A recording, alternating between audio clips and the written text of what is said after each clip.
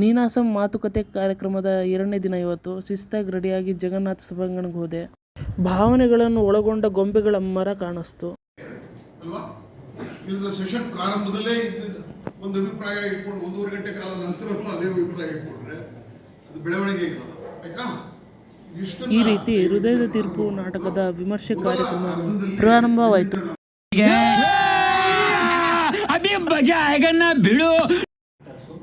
So ಅದು ಕೂಡ ಇಷ್ಟ ಆಯಿತು. ಆ್ಯಂಡ್ ಸ್ಟೋರಿ ಆಗಲಿ ಪ್ಲೇ ಆಗಲಿ ಒಂಥರ ಫಿಕ್ಷನಲ್ ಆಗಿ ಇರಲಿಲ್ಲ, ಒಂಥರ ಆರ್ಗ್ಯಾನಿಕ್ ಆಗಿ ಹೋಗೋ ಥರ ಇತ್ತು.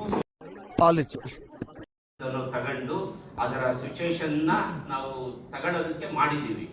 ಬಟ್ ನಾವು ಹೆಚ್ಚು ಕೈ ಹಾಕಬಾರ್ದು ಇದಕ್ಕೆ. ಬಾನು ಮುಷ್ತಾಕ್ ಅವರ ಆ ಭಾಷೆಗೆ ಬಹಳ ದೊಡ್ಡ ಗೌರವ ಕೊಡಬೇಕು ಅನ್ನೋದು.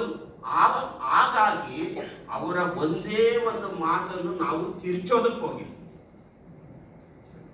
ಅದು ಆಯ್ತು. ಆಮೇಲೆ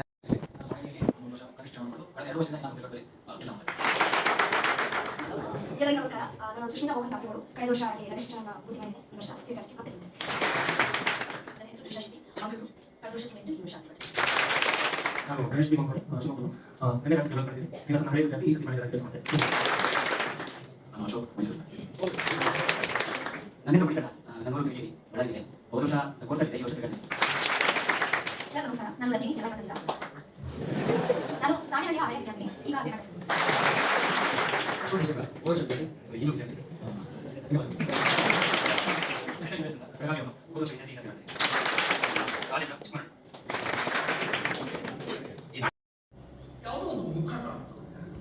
ಎರಡನೇ ಸುದ್ದಿಗೋಷ್ಠಿಯ ರಿಸೋರ್ಸ್ ಪರ್ಸನ್ ಪ್ರಸಿದ್ಧ ಲೇಖಕರು ಜೈಮೋಹನ್ ಆಗಿದ್ದು, ಅವರ ಪರಿಚಯವನ್ನು ನೀನಾಸಂನ ಡೈರೆಕ್ಟರ್ ಮಾಡಿದರು.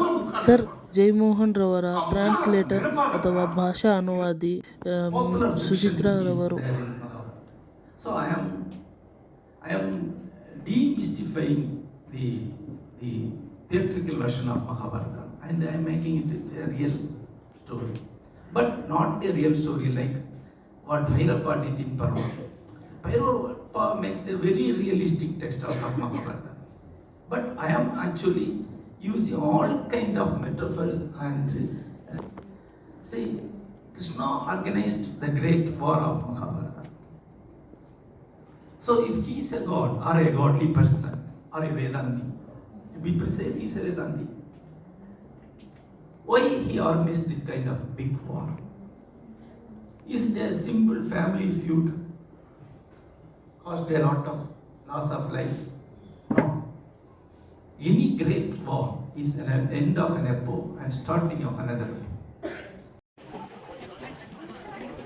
ವಿಚಾರಗೋಷ್ಠಿ ಮುಗಿದ ನಂತರ ಮಧ್ಯಾಹ್ನದ ಸಮಯದಲ್ಲಿ ಜಗನ್ನಾಥ ಸಭಾಂಗಣದ ಚಿತ್ರಣ ತೆಗೆದೆ. ಮಧ್ಯಾಹ್ನದಲ್ಲಿ ನೀನಾಸಂನ ವ್ಯೂ ನೋಡಿ ಹೇಗಿದೆ. ನೀನಾಸಂನ ವ್ಯೂ ನೋಡ್ತಾ ಪ್ರಸಿದ್ಧ ನಟರಾದ ಅಚ್ಯುತ್ ಕುಮಾರ್ ಸರ್ ಅವರ ಜೊತೆ ಮಾತಾಡಿ ಒಂದು ಫೋಟೋ ತಗೊಂಡು ಊಟಕ್ಕೆ ಕೂತ್ಕೊಂಡೆ. ಮಧ್ಯಾಹ್ನದ ಊಟ ಮಾಡಿ ಕಿರು ನಾಟಕಕ್ಕೆ ವೇದಿಕೆ ಸಜ್ಜಾಗಿದ್ದು. ಕಿರು ನಾಟಕದ ಹೆಸರು ವಿಶ್ವಪ್ರಜೆ. ನಾಟಕ ಪ್ರಾರಂಭದ ವೇಳೆ ಮೊಬೈಲನ್ನು ಉಪಯೋಗಿಸಬಾರದು, ಹಾಗಾಗಿ ವಿಡಿಯೋ ಮಾಡೋಕ್ಕೆ. ಕೊನೆಯ ಸುದ್ದಿಗೋಷ್ಠಿ ಅಭಿಷೇಕ್ ಚೌಧರಿ ಮತ್ತು ಶೇಹನಾ ಅವರದ್ದಿತ್ತು.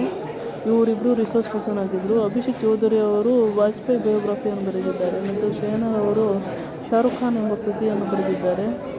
ಮತ್ತು ಇವರು ನ್ಯೂ ಜರ್ನಲಿಸಮ್ ಆಫ್ 1960 to 70ನ ಒಂದು ವರದಿ ಪ್ರಕಟಿಸಿದ್ದಾರೆ.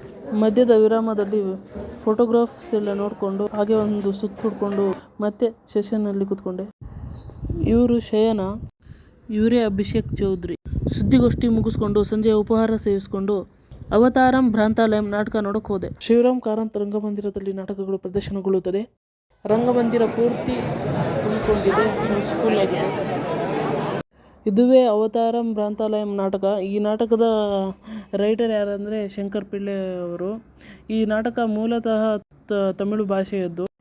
ನಾಟಕದ ಕಥಾವಸ್ತು ಏನೆಂದರೆ ಅತಿ ದೊಡ್ಡ ಶಬ್ದ. ಅವತಾರಂ ಭ್ರಾಂತಾಲಯಂ ಅಂದರೆ ಹುಚ್ಚರ ಆಸ್ಪತ್ರೆ ಅಂತ ಅರ್ಥ.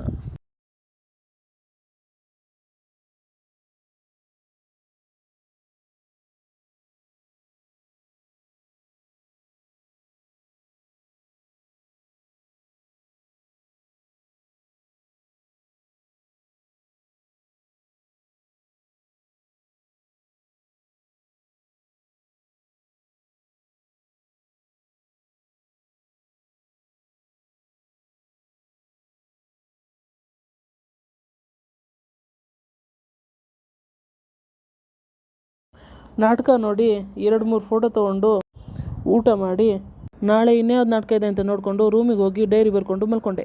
ಎಲ್ಲ ದೊಡ್ಡ ಮಂದಿಗೆ ಗುಡ್ ನೈಟ್ ಹೇಳ್ತಾ ಮುಂದಿನ ಬ್ಲಾಗ್ ವಿಡಿಯೋಲಿ ಸಿಗೋಣ ಫ್ರೆಂಡ್ಸ್. ಬಾಯ್.